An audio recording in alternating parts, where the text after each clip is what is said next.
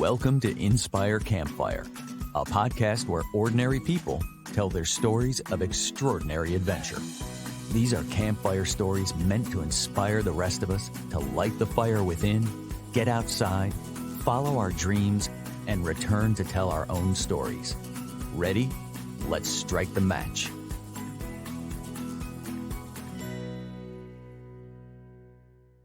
Hey everyone, this is Scott, your host. In following my own voice that calls to adventure, I recently traveled to the kingdom of Bhutan, the land of the thunder dragon and the last Shangri-La. Bhutan is a mystical and magical place high in the Himalayas, and it's known for its breathtaking nature, ecology, spirituality, and the happiness of its people. It's the only carbon-negative country in the world, and it's known as one of the happiest places on Earth. I joined Paralympic gold medalist Karen Darke on this journey, along with 8 others, and it was the trip of a lifetime.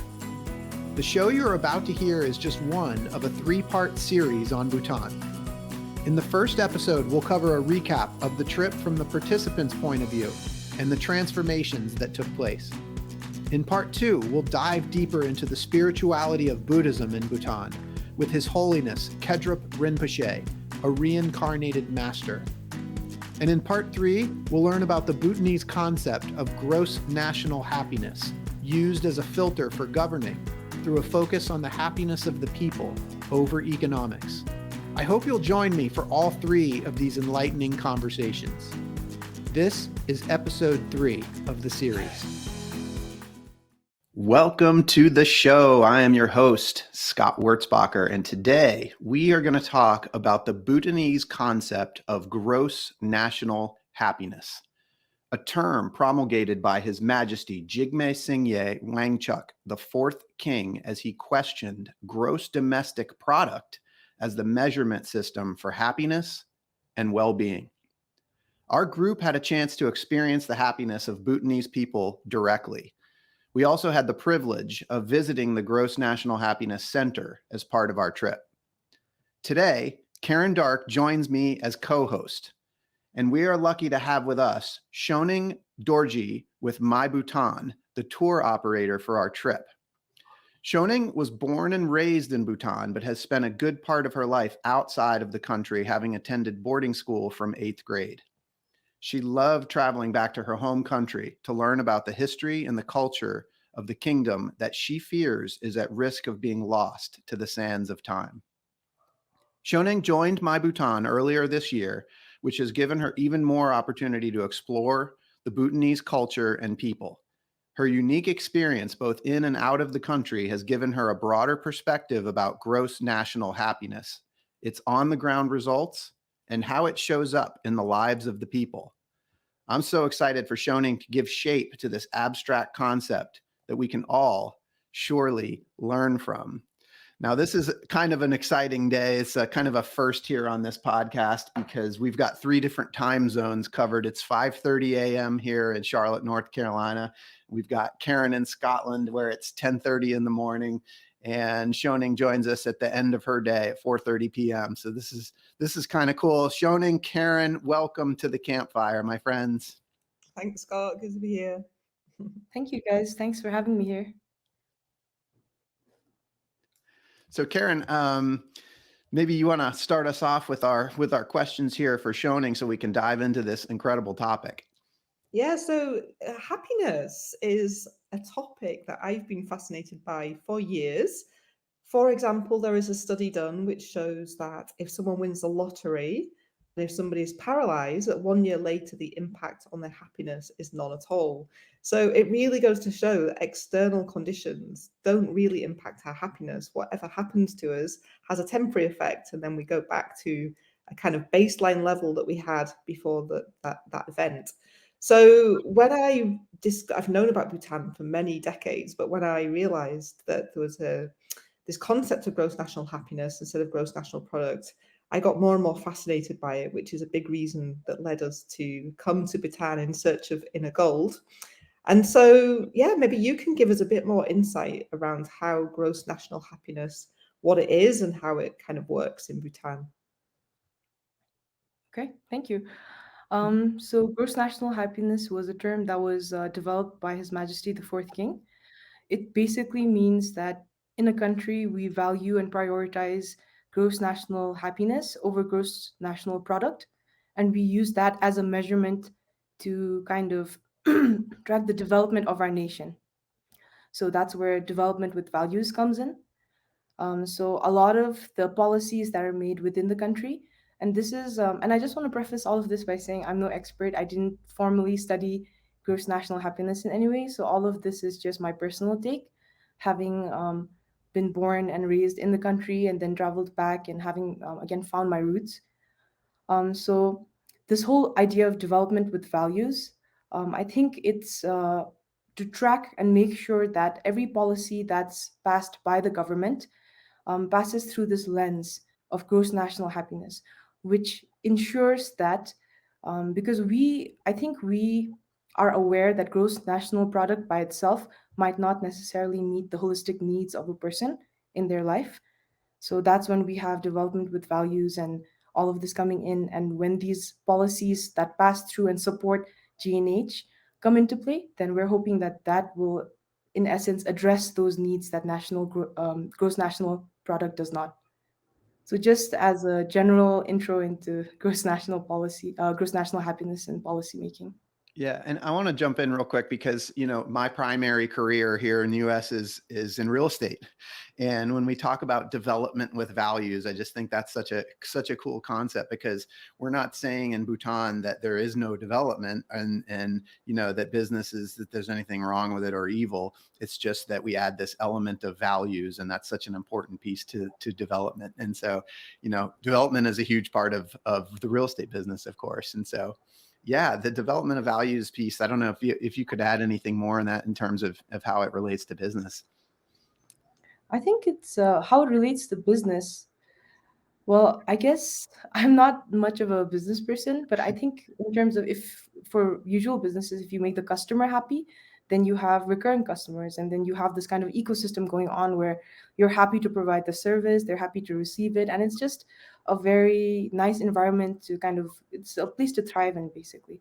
And I guess it could be comparable to what's happening here where it's creating this environment where when we say development with values, when it trickles down to sort of like the roots, like the actual ground level, how that kind of manifests is that it creates freedom for the people. Like I can live my life the way I want.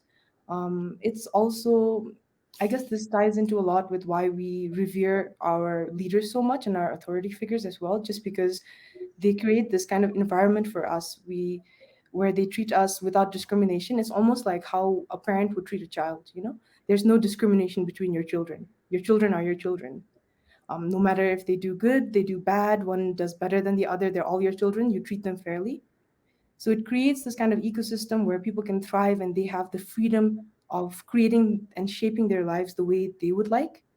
So if I'm a father, I would want to decide to send my daughter to this place, or if she wants to do this, the government doesn't intrude on that. In fact, it creates an ecosystem where decisions like that can be encouraged and supported by the government policies. So I guess in that way, it's a little bit comparable to a business. I'm not sure if I did a very good job. Oh, that's great. Yeah, I'll never forget during our visit to Bhutan, we went to the Gross National Happiness Centre, and in the presentation there was a slide with a quote I think by the king, saying, "If a government doesn't exist to enhance the happiness of its people, then what is the point in it existing?" And it just really struck me as a wonderful base value to start from. And actually, I was really lucky this week to come across a British leader, Richard Maynard, who started an organization here called Action for Happiness with the same principle. And it really warmed my heart to realize that we do have something similar in Britain. It's just not embedded in the culture quite as deeply as it is in Bhutan. So I know from our visit to the center, there are 4 pillars and 9 domains of happiness. Do you know about them enough to give us a little overview of what those are? Um, yeah, I can give you a little bit of like an overview, but again, I'm no expert. So I think I can give you my take if that's all right. The four pillars and the nine domains are used as tools by the policymakers. So if you actually go down to like a farmer in a village and you're like, okay, what is DNH and what are the pillars and the domains, they wouldn't really know, because why would they need to know? It's not relevant to them. So these, I view them more as tools used by the policymakers, more like indicators, to try to track to see whether they're in line with the goal of GNH, which is development with values. And in that sense, they use these while they're passing policies. And a little bit about how these policies come to pass is that almost all of the development programs and policies that are planned, I guess, in Bhutan, they happen starting from the ground level up. So, for example, we have 205 geogs, which are like these smaller, I guess, classifications under districts. So if you enter Bhutan as a kingdom, we have the 20 districts. And under each district, they'll have a specific number of geogs. So there would be like smaller sub districts. And then each geog would basically have a planning process where they would have these plans that they kind of try to develop for their long term strategy, like 5 year plan. A lot of them happen in 5 year intervals, these plans. And they would approach their community. So it would be a very collaborative process. So it's not just the leaders going like, okay, we need this, we need that. So they would try to listen to the community and try to hear about the issues that they're facing and then work those into the strategy plan. And then after that level, it would go up to the district level where again, they would kind of review all of these, the geogs that fall under them. They would review these plans. And again, it's a collaborative process. So then they would go to their community and say, okay, what do you think of this? And then again it would go up to a higher level where eventually it would end up in like the National Assembly where all of the main policies for the country are passed. So in that way, I think it's a very forward approach to how we're planning our strategies for the entire nation. um, and at each level, we have these specialists who are trained in gross national happiness, and they use these pillars and these domains. So these tools that they have, they use them to kind of try to gauge whether the policies that are being passed in line with the goals of gross national happiness. And if they're being passed, so that's what it means to go through the lens, to go through the filter of gross national happiness. Because I understand that online you might find a lot about gross national happiness, but it seems abstract when you're done by it. There isn't really anything tangible for you to say, okay, this is it, full stop. So that's what it means to pass through the lens of gross national happiness. They're actually checking at each level of the planning process whether the strategies being passed are in line with gross national happiness and will benefit the entire community, basically collectively, and not just specific individuals or groups. And I hope that. it sounds like it really starts from the bottom up as well, instead of coming from the top down. Really, yeah. In those, what are the regions called? The regions within the regions. Gazas, Geogs. geogs. So Yeah. it's spelled Gewogs. It's like a crazy spelling, but it's pronounced Gewog. And so I know that we had an experience in Bhutan of feeling that people genuinely were so attentive to our happiness and our happiness. If they knew we were happy, it made them happy. And that relates to concepts of happiness in research and science around how kindness really impacts our physiology and our neurochemistry to make us feel better. But maybe you could describe, because you've lived outside of Bhutan as well, how do you think, or how do you experience happiness in Bhutan in daily life? Like, how do you find the people? Do you really think they're happier? Like, what's it like? Hmm. So I think a lot of the way we interact with each other in Bhutan and a lot of our attitudes in Bhutan, it stems from what I would call like our core cultural beliefs or values. And a lot of that, I think, I personally feel comes from the fact that we are a very strong Buddhist people community, and we've always been that way. And in Buddhism, we're always taught to treat each other with kindness. And in specifically, like for example, every prayer we have starts with this one line. And the line, I can't recite the prayer, but the line basically it means that whoever that person is, because we sort of believe in the idea of rebirth and reincarnation, so the cyclical life cycle. So we believe that that person, that sentient being that we're interacting with, in one of their lives, they could have been our parent. So that idea of how we treat and that attitude towards how we treat people that we interact with, I think it stems mainly from that concept. Because even as children, when I was young, I remember growing up and it being very instilled in me, not just like in a formal educational sense, but just everywhere. It was just culturally, I was just taking it in through osmosis to describe it in the way, where people would just say, respect your elders, treat everyone with kindness, don't be mean to animals as well. And I guess this is like a crazy example that just kind of I just kind of thought of. But during the lockdown, His Majesty the King actually um, declared that no animal should go hungry, because we were just there were no people on the streets, so all of these stray dogs were just going hungry. So people, actually the military and the reserve military, they started taking up shifts to cook food specifically for the stray dogs so that they wouldn't go hungry. So I think this is like a great example of basically this one specific core cultural value or belief, I guess. And I think that has a lot to do with how we treat and interact with the people around us, if that makes sense. I think that's a really, really cool point. It's, I think it's more like visceral for me because, like, having been there, we saw um, the stray dogs and the animals that are kind of like living together with the people. Like when you're walking down the street, you'll see like horses walking up the street and cows walking up the street and dogs everywhere. So that was really cool. I appreciate you sharing that. Yeah, of I think course. Oh, sorry. I was gonna say, and if you notice, Scott, with dogs, I'm a big fan of dogs. I love dogs, and they protect their bellies most of the time. So especially because that's their most vulnerable part, I guess. So then when they're feeling threatened, they usually cover their bellies and they sleep. But in Bhutan, a lot of the stray dogs, they sleep with their bellies exposed, which just shows how safe they feel. And in our belief, we also we like to think that if it's a place where animals come to frequently and they thrive and they're happy there, then that is akin to like a paradise, basically. I love that so much. I took a lot of pictures of the dogs Mhm. while we were there, so I'll be sure to post a couple of dog pictures in the show notes. so. The dogs are happy for sure, and Yep. um, and I think like as you those principles that run beneath everything, the Buddhist principles of kindness, seem to me that they really impact happiness. I suppose there are other elements that I really noticed in Bhutan as well, though the attention to nature and the fact that I think by government constitution, 70% or more of the country is protected and covered in trees. And just the general integration of nature, spirituality, and commitment to all of these different aspects. It's like really the holistic approach that struck me about Bhutan. And I think that makes us very intrigued. But how do you perceive that they connect to gross national happiness?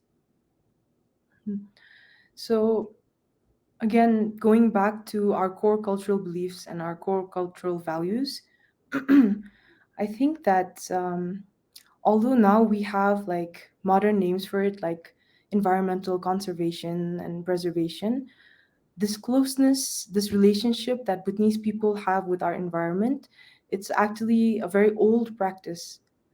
Because Bhutanese people, if you look, and I guess this also again goes back to how we are a Buddhist people, a very strong Buddhist community. And through that, we also believe that all sentient beings in all life, and even like the mountains, for example, the mountains are abodes of mountain spirits that dwell beneath the earth. And we believe that in streams reside the Nagas and the spirits of the stream that also dwell beneath the earth. And we believe that the streams that erupt like through the mountains are gifts that they give us. So we have these beliefs that are woven very deeply into our everyday life, just like how our practice of, because if you ask a Bhutanese person if they're religious, they'll say no, most probably. But if you ask them if they practice Buddhism, you'll see that they practice it almost every day. From the day we're born to the day we die, it's so interwoven into our daily lives and everything that we do, these beliefs. They're so steeped in them. So because of that, we've always had this closeness and respect for nature and our environment. And like I said, although now it has, I think, a more modern term to it, which is the conservation preservation part of it, I believe personally that that practice within our community has always existed since ancient times, way before my great great great grandfather's time, even. Yeah, this is so cool. Shoning, I'm curious. I know you actually just recently got back from some travel, where you kind of got to see a little bit more of the countryside, experience some of the people.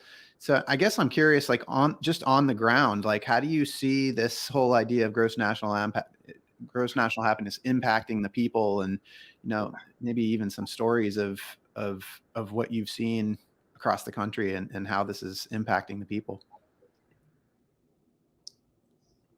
So I am actually, I don't know if you should have asked me about my travels. I don't know if I can stop talking about it. I don't know if you'd be able to get me to stop talking about it. It was just an amazing trip, actually. Just and I hope it's okay if I give a little bit of context to the trip. Please. So I was going into this. We had a client of ours, and he was coming in from Ireland. Actually, he does ANPM studios in Ireland. He wanted to make like a short film, and he was just this one guy, and it was kind of a passion project of his. So he felt a calling to Bhutan, as most of us here can relate. And then he made his way here, and I kind of tagged along to help him. I went into it thinking it was just going to be this regular work trip. So, and then just from the first interview itself, I remember the first interview I joined him for, we were in Chimilhakang, that area. And we were in the village surrounding Chimilhakang, Sopsoka. And we agreed to film there because we talked about how everyone who comes to that area only covers like the monastery and the divine madman, but no one really tries to explore how all of that international exposure has affected the lives of the villagers in that area. So we thought that would be really interesting to cover. And we spoke with this girl who was about 16, and she was just brilliant. And and her village is pretty rural, but she told us she wanted to either be the prime minister or she wanted to be a poet. And just she was talking about how she's like the top of her class, and she was amazing. We were just kind of blown away by her.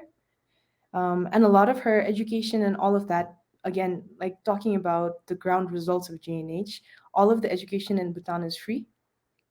So to be able to just, like I said, again, creating that environment for students like this to thrive, and creating an unbiased environment, because even though she's a girl, as long as she performs well in her studies, she can achieve as much as her male peers. In that sense, that freedom, what I was talking about before, to live your life the way you want according to your abilities. And that's just one example. I remember there was, and there are, just warning, there are a couple sad ones in here. So there was one we covered towards the end about this young man. He is about 26 now, and he's been studying 6 years in the traditional art school. So that's where they learn wood carving and all of the different traditional arts. He's from a place, a district in the east called Mongar. And basically, he was talking about how he loves to study. And that's something that I saw was a common thread between all of the young adults we interviewed. They all had this passion to learn and to be a student specifically. And he had this passion to learn, but unfortunately, he was with a single mother. It was himself and his brother. And his mother, unfortunately, was diagnosed with cervical cancer. Mhm. So he had a really difficult time, but he was able to take his mother to Bangalore in India for treatment. And that was courtesy of the free healthcare scheme that the government has. Again, one of the schemes that are in line with GNH policies, right? So he has a lot of gratitude because he said that without that treatment, his mother would have just suffered. And they, of course, didn't have the money, the exposure, the connections to get her the treatment that she needs. But she's also a human being, and she deserves the best treatment that she can get, you know? So, in that situation, to put it bluntly, he was saying he's very grateful for everything the government did. He also said he struggled a lot with communication, and he had wished that he had gotten the opportunity to study English more in school. But then he said that after, and unfortunately, it did not go into remission for his mother.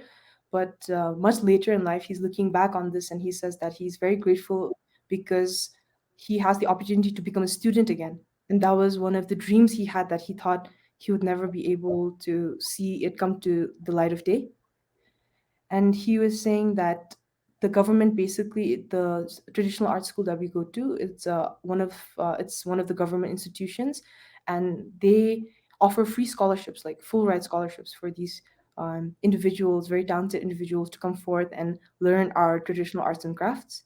So he's a student again, and he's so grateful to the government for giving him this opportunity. So, kind of going into the ground results, I realized that, because truth be told, initially, when I remember the first time I heard of GNH, I was really young and I couldn't grasp exactly what it was, because all of the information I could find about it online were very abstract concepts to me. And I just couldn't understand, even as a Bhutanese, how it would relate. But growing older now and being fortunate enough to get the exposure and meet people from my own country who've experienced life in a way that's very different from mine, drastically different, I think it made me realize that it does make a difference. All of these policies, it's not just like a tagline for the country. There's actually some substance and meat behind it. So little stories like these, I'm sorry, I didn't want to get really intense. Shirley, one of the things listening to those stories just resonates with me, thinking about how where we put our focus and where people around us put their focus really impacts where our thoughts go, and then our thoughts affect how we feel, and how we feel affects what we do, and that affects our reality. So when we're in an environment which is talking about happiness, which is focused on that, then I feel like we're naturally going to end up moving more towards that direction, because, one thing as human beings that we all need is purpose, autonomy, that freedom to explore and be who we are, but also support and those supportive environments. And it feels and sounds like Bhutan really brings those things together in the most wonderful way. I guess it's not called the last Shangri-La for nothing. Yeah, I think, well, Bhutan isn't perfect as well. We have our own issues that we face with development, especially, I think, with rapid development, being a country that was isolated for so long. And then we open our doors and the development just sort of rushed in, and we've been accelerating rapidly over the last few years. I think we face issues that any other society with modernization that are going through modernization face, basically. Like, we have issues with mental health, and we have lifestyle issues, health issues, and I guess this goes back to one of the stories, and for the interviews that we did. She was this young woman who was a very accomplished architect, and she was basically, we asked her, what do you think? How do you think it's different now compared to when you grew up? And just to paraphrase a little bit of what she said that it's different because our community now, I feel like I'm living next to strangers compared to during the time of my grandparents, because everyone in the community knew each other.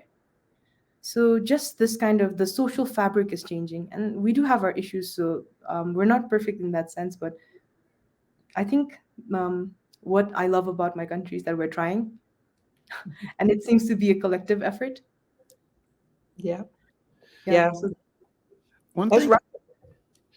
one thing I feel like just kind of like tying a couple of different things that you said together, and I guess I'm just curious like how all of these things play in, but like when I, being from the United States and kind of thinking about like how sort of we live here, like I look at things like materialism and spirituality, but also one thing that like was very apparent when we were there was that like there was a very clear respect for authority, for elders, for the religious leaders, for the royal family. And I'm just kind of I'm curious. I mean, the other thing too that we noticed was, in the United States, there's just marketing messages everywhere, and that wasn't the case in Bhutan. I mean, all the businesses seem to have the same sort of sign, the same kind of text on their sign, and there are no billboards. We didn't see any sort of marketing messages as we were driving through the cities, and I just was curious how you feel like that all kind of ties back to gross national happiness. I think a lot with gross national happiness is also that Again, going back to the core cultural values that we have, I think gross national happiness itself is like a manifestation of these values and these beliefs. And just talking about the respect, because I'm sure you must have also seen that although in lieu of advertising and billboards, we have a lot of photos of the royal family. When we have a lot Yeah. of, we call them Cooper. So we have a lot of these portraits of the royal family and His Majesty and their Majesties. And that, I think, reverence comes from, and I know that this isn't, I realize this isn't always the case in other places, but at least in my country, it comes from like a genuine place. Just because, again, going back to our beliefs about how we should treat other individuals and other sentient beings, not just because of the connection we could have shared in the past or the connection we might share in the future, but also because, like I said, tying into the GNH a little bit more, they've they've treated us with the kind of care and love that a parent would treat a child. And that's the kind of leaders we've been fortunate to have, especially with the Wangchu dynasty and our kings, just because they've kind of looked out for the country in a way that's completely selfless, and evidently so, and obviously so for everyone kind of looking in. With the decisions they've made, the strategy that they've come up with, the freedom that they've given their people, um, and like I said, creating this environment, like, and I guess this is going into a little bit about a personal story, I guess, but my mother as well. They didn't come from a very well off family, but it was using education, the education that the government provided for free, that they were able to break out of that cycle and achieve a better standard of life. So just giving the people these opportunities, and they were all girls, and they were able to compete at par with their male counterparts. So this kind of environment where if you can build it with your own two hands, then that's a life you can build. Like anything you can build with your own two hands. So I think that's why we have this genuine respect and reverence for specifically the royal family and also in general authority figures, because we know that they will treat us, we trust them. We know they will treat us in a way that they would treat their own children and look out for us in that same manner. So And when you talk about treating people, I want to like reflect back because there was actually a conversation that I had with you on the last night of our trip that just has stayed with me the whole time. You might not even remember, but it has to do with like how people are treated. And, to me, it was a conversation about acceptance and forgiveness. Because you were talking about sort of, um, in the West, in the U.S., like the stigma that comes with being incarcerated for a crime, right? And you talked about like what that's like in Bhutan and how, and I wonder if you could kind of maybe help me recreate that story for the listeners. Do you remember that conversation? I do. That last night was very sentimental. I still remember. Um, so yeah, it was basically about, I think, treating people and approaching them with, well, I guess I'm flashing back to like sixth grade English right now, but there was this one line, laying bare your human heart. So it's basically approaching people with that same sentiment. You approach Mm. them and you lay bare your human heart, because as a fellow human being, I look at you and I understand you have your struggles. I mean, life isn't easy for anyone, really. Even the people who are billionaires and millionaires and they don't have to worry about a roof over their head or food on their table, they'll still have problems in their lives. And those problems to them are just as important as a man who doesn't know where his next meal is coming from. So to kind of approach people on this human level, like the most basic essence of like what it means to be human and it means to be alive and that struggle to be alive, I think that's where this lack of judgment comes from. So even with, and I think basically the story was, I had joked with you and I was saying that I feel like when people come out of prison as well here, um, the person who sees them, they're like, oh my gosh, when did you get out? You should come over for dinner. Like it's been so long. It's like they went for like a holiday or something. So in that way, it's I feel like there isn't as much stigma, and it Yeah. helps the other person as well, that kindness. Because I don't know if you've had these experiences, but having now, I'm like 25 years of age and I feel like super old sometimes, just because having gone through some moments where I'm like, wow, like that was just like it was one of those bookmark in my life kind of moments.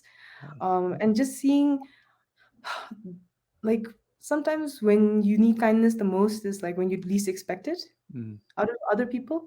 And I think that goes for people who are incarcerated for like this specific example. I mean, you know you've done something wrong and you feel very bad. You've kind of, and everyone knows it. So you're going into this situation, interacting with people, and you expect the worst, basically, right? And then for the other person to be like, it's so good to see you. Like, it's been ages. Like, have you been eating properly? Like, come over. Like, I'll feed you. And that kindness, I think it just, because I feel like going through life, sometimes these walls kind of like, it's like wax that's cooling down. We have these barriers that form without us realizing over time. And I feel like just actions and moments like this just completely pierce through those barriers, and it lays bare your human heart in that sense. So it keeps you soft in a world that continually forces you to become hard, if that makes sense. Shani, it reminds me last year I was in a taxi and the taxi driver told me a story of someone who'd become his best friend. And it was a guy who'd got in the back of the taxi, held a knife to the back of the taxi driver's neck and wanted all of his money. And he said to him, "Well, you can have all of my money, but how are you going to feel if you've done this? This is going to be on you." And they ended up working through that in the drive and became best of friends and still are 20 years later. And it was just such a beautiful story that reminds us exactly what you just said, that connection of human heart and no judgment and mutual respect, and seeing how we go through phases of pain and that we need support and help through those can really transform our Yep. communities in the world, really. Can you just imagine if everyone had these moments where they expected the worst from people, but they received in return the best? And it just completely like, wow, that like blew my mind. It inspires them to do better. Yeah. That's, yeah. Really. So Shoning, what we understand this is a concept and it's working and there is an impact across the country and we saw it, and you've shared stories about how the people have affected it, but we also understand that of course there are also challenges to this concept of gross national happiness. So what are some of the challenges that Bhutan faces right now regarding happiness? Well, I think, well, in terms of development, I think some of the issues that we're facing, like any other nation, would be, of course, with modernization. Like I said, the social fabric and framework is changing of our society. Before, we used to have many generations living under the same roof, and now that's taken a shift more towards a nuclear compact family. So just small things like this, and this does affect everyday life because traditionally a multi-generational family in the same house would help each other. Like the grandparents would look after the children, the young children would go to school, people who could work would work. So it used to work, that entire setting. So now that's changing increasingly. We also have, of course, as people become more absorbed with technology and modernization and just exposure, global exposure, I feel that there's also a pressure, like a societal pressure to maintain a certain standard of life or to maintain a certain lifestyle. Just realistically, these are like the ground realities. Um, and also like so many other ways, like little lifestyle changes. Like we have lifestyle conditions now, like diabetes, that weren't really an issue before when people were mainly working in the fields or exercising a lot every day. So like every other nation, we have similar issues that we face.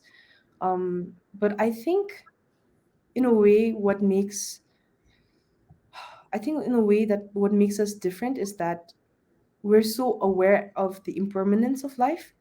In a sense, like every Bhutanese person knows that from the day you're born, you're one step closer to the day you die, and then everyone dies at some point. It's just an accepted fact of life. We don't shield our children from it. It's not considered morbid. It's just an accepted part of life. And then you're reborn, and then the cycle restarts. So in that sense, I feel like people are able to let go of short-term material gain in order to collectively work towards long-term, lasting good for the community. I don't know if I kind of like lost the plot, if I was able to answer even a bit of your question. I Just a think little we're bit about the we're mesmerized by facing. your words, actually, that they're so beautiful and perfect. And I think it's a world we all aspire to live in. Yeah. One that's maybe simpler, brings us back to those fundamental values that really make a difference and keep us connected and keep us nurtured. And despite all the ups and downs and the challenges of life, we've got that sense of community and connection and support, and maybe a little bit less individualistic than our modern world has become. Yeah. And Yeah. I think what you said actually just reminded me of something that Bhutanese people say, and it was something that I was feeling right now in the moment. If I could share, I was thinking, I feel so blessed having this conversation with you guys again. It just reaffirms everything. I feel so blessed to be born a Bhutanese. And it's something that a lot of Bhutanese people say. Actually, it just sprouted up out of nowhere one day, and it's something that people say often. And I think it's also because, like I said, with the exposure, we also realize that not all leaders are good. So we feel extremely fortunate to be in this country where we have this special relationship with our environment. Our leaders are trying to genuinely take care of us like they would family members. That goes beyond what we can expect actually from leaders, people who are not really family, but then they treat us the same.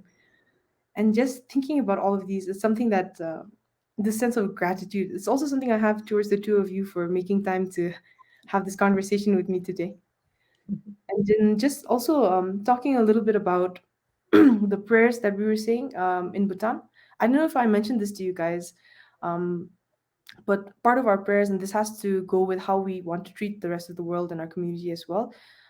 We have this prayer where we say, may all of the merit or the good karma that I accumulate be distributed equally among all sentient beings, those who couldn't be here, those who were too young, too old, too sick, or got lost in the way. So let all of the good merit that I accumulate in my life be divided equally among all of them.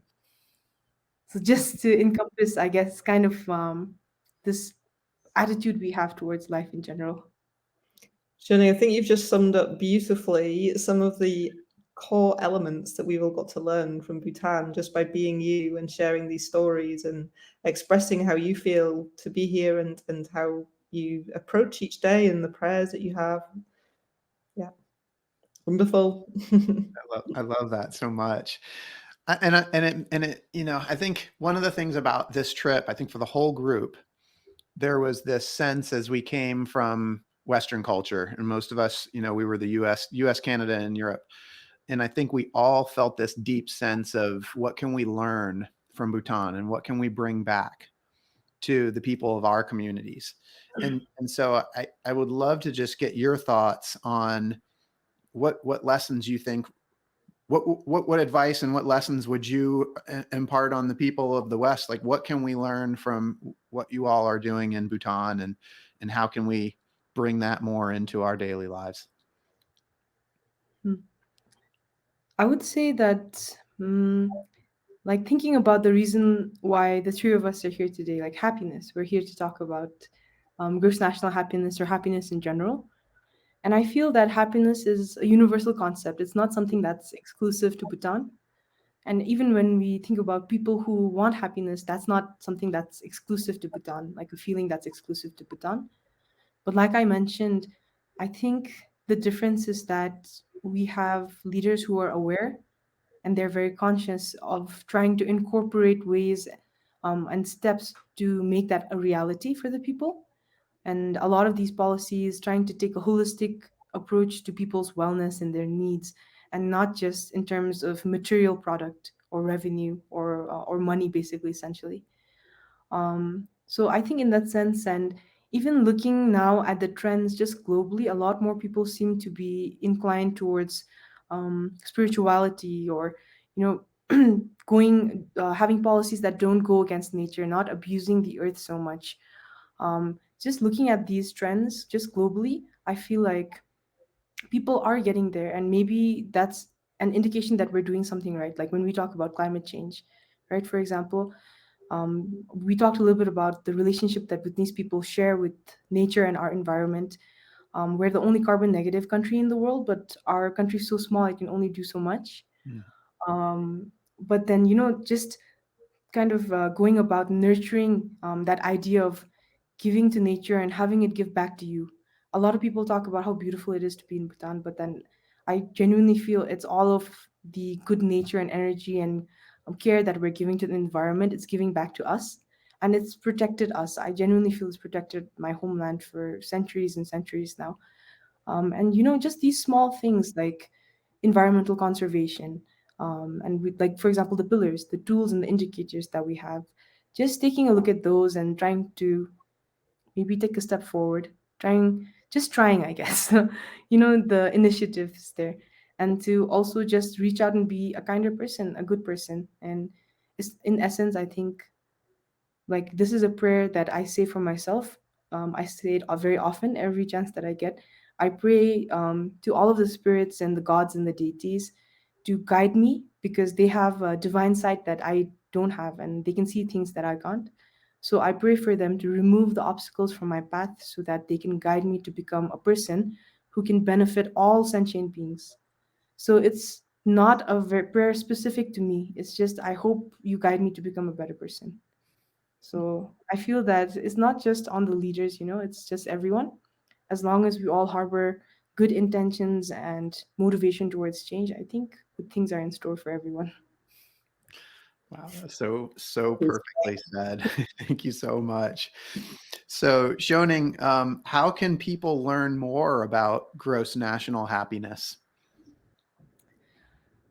Scott, for myself as well, I feel like just really intensely in the past month, I've learned so much about gross national happiness. I've worked on a couple of projects, and then specifically with the travels that I went through recently.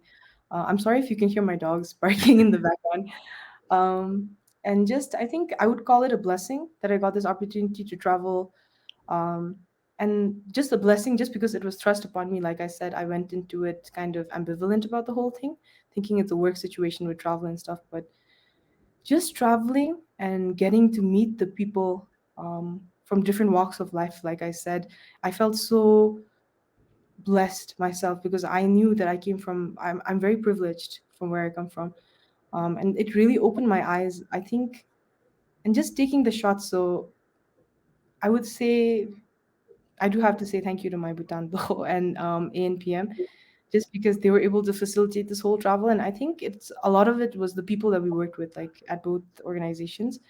Um, so I would say, like, for me, I didn't expect it, and it turned out great. So if anyone out there is like looking for a sign, because I had those moments sometimes where I'm like, just give me a sign if I should go or not. So if you're contemplating Bhutan and you have it on your radar, then please do join us here. I think you would have a fantastic time. And I think MyBhutan would be very happy to help. They did such Yeah. an amazing job for us and put together such an incredible experience. I Of think course. as a sorry. Oh, sorry. I was gonna say, I think after this whole trip, my whole thing has been that people should come in as guests, but they should leave as friends. So that's been my whole approach now to everything. So yeah, Well, please do join us. Yeah. mission accomplished for us.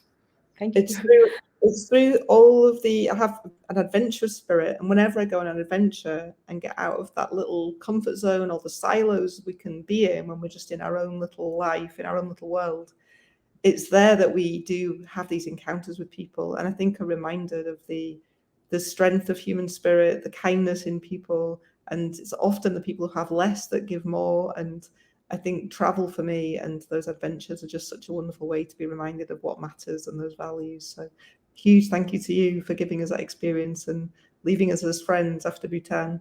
Of course. Absolutely. Thank you guys both for spending some time here this morning. This was a great conversation and a great start to my day. I'm ready to get going here. This is amazing. And for those listening, I hope that you've been inspired today as much as I have. I hope that Choening's stories about gross national happiness have encouraged you to listen to the voice inside that calls you to adventure, because we want to hear your story next. If you have a story to tell or you need a nudge to create one, please send me an email. We'd also appreciate it if you'd help us spread the word by leaving a review and sharing or tagging Inspire Campfire in your social media. And until next time, I want to encourage you to get outside. Thanks for listening. Karen, Choening, thank you guys both so much for being here. Thank Thank you, you. Scott.